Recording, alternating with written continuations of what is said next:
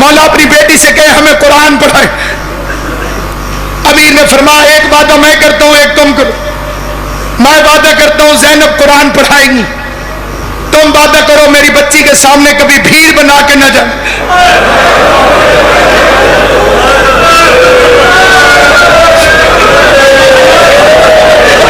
میری بیٹی بھیڑ سے گھبراتی. شروع ہو گئی تلاوتیں، پڑھانا شروع کر دیا میری بیوی نے قرآن. لیکن جب 40 ہجری کا ماہ رمضان آیا جس میں زینب یتیم ہوئی، عورتیں جاتی تھی قرآن پڑھنے، ماتم کرتی باہر نکلتی، روتی ہوئی باہر نکلتی.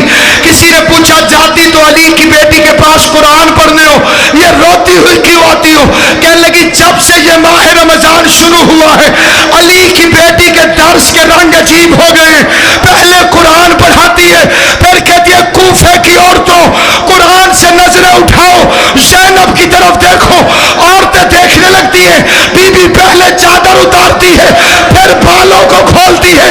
کہتی ہے کوفے کی عورتوں مجھے اس رنگ میں بھی پہچان لو، کہیں ایسا نہ ہو کل زینب